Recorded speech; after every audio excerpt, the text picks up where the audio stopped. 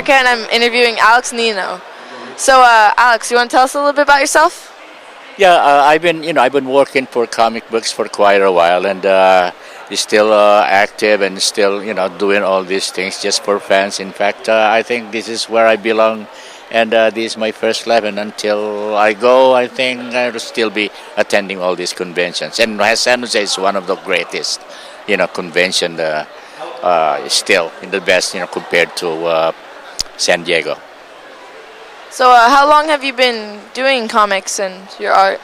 I've been doing comic books for almost 40 years, and still doing it. And in fact, I think it's on and off, and working on some other stuff like animation and live action also at the same time. But comic book is the best that I could, enjoy working so far. Yeah, my influence is having all of this researches and everything. In fact, I really love art. I really love to see all these good illustrations, good paintings, and what motivates me is that I could do the same thing. So what I'm doing is just study more and practice more. In which until now, even after 45 years, I'm still learning and still practicing a lot, and hopefully I could discover and rediscover myself into some other venture. Cool. Is there anything that you're working on right now recently, or any books coming, or? Yeah, in fact, I got that the Dead Ahead thing. It will be a graphic novel, composed of 3 issues, and I think it will be coming out soon, after 3 months, I guess. But that will be. Yeah, that's my last project, but as of now, I'm doing paintings, and it will be totally different from comic books. It's oil paintings, and that will be my, I think my second phase, I guess. Yeah, the history of it is, I think I got into, this, comic book business because I loved to draw when I was a kid. And until now, it's just that when I remember all those years, it seems like it never ends. Like what I said a while ago, that it seems like it's a never-ending practice. And who knows? I may be, but right now I think I stumbled enough, to just go into another phase like oil paintings. And at the same time, I'll put myself on call on comic book, pages if there's somebody out there, interested in hiring me back. Okay, well, thank you so much for letting me interview you. Okay, thank you very much. And can we have you say thank you for watching CMAP? Which one? Thank you for watching CMAP. Yeah, okay. Okay, thank you very much. Can we have you say thank you for watching CMAP? Oh, thank you for watching CMAP. Okay. So you can delete the first one because I really don't know what's really going on. So this is another station or something? Yeah, it's... Yeah, well, I'm sorry. It's just that... Okay, hi, I'm Erika, and I'm here with Dan Smith. So, Dan, you want to tell us a little bit about yourself? Sure. I've been an artist in the role-playing game industry for over 16 years, and then one of the pluses of that is I've come up with my own card games, and I was able to produce them and put them out.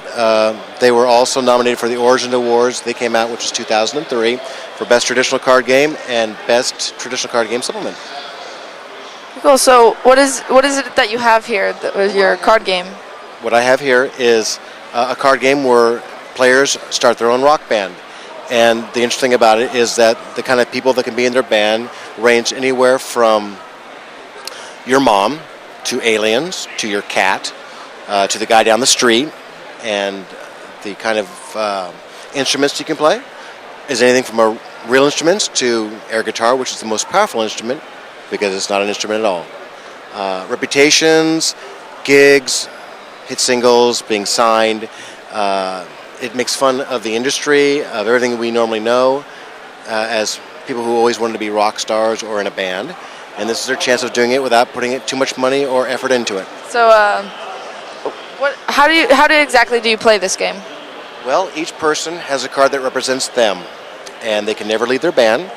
And what they do is they pick up characters, they get reputations, they get instruments, and what they do is they go to gigs, and everybody participates at the gig like a battle of the bands, and you're trying to win the gigs, which are worth star points, a certain amount of star points, and you've won the game.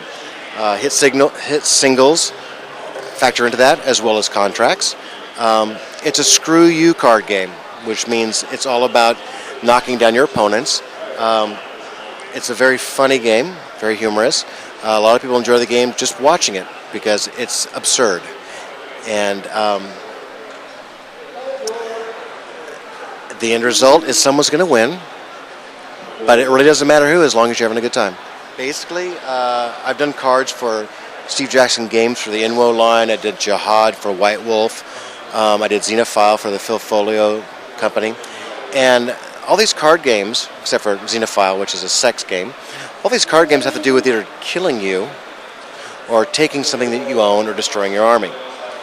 And I was driving home one day from work, and I was wondering if there was some way of making a card game that would be fun without being negative. And what I came up with, as I'm tapping to AC/DC's Back in Black on the steering wheel, it hit me like a bolt that everybody wants to be a rock star.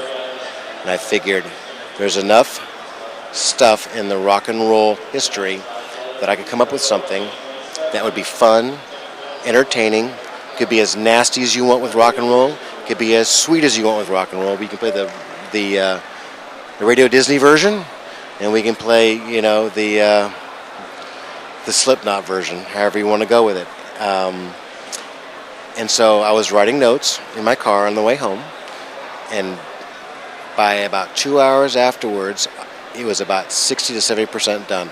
And it took 2 years to finally finish it, to get everything finally in place, all the play testing and all that. And it happens to be, I think, in my humble opinion, probably the funnest card game you can play because it touches upon most people's want of being in a band or being a rock star. As opposed to, not many people want to be a wizard. That's not cool. You don't get groupies. No one knows wizards, but we all know the people that we like and that we are interested in and we want to be like. So it seems like a no-brainer to me. And it's geeky. So anything you want to say to young artists out there?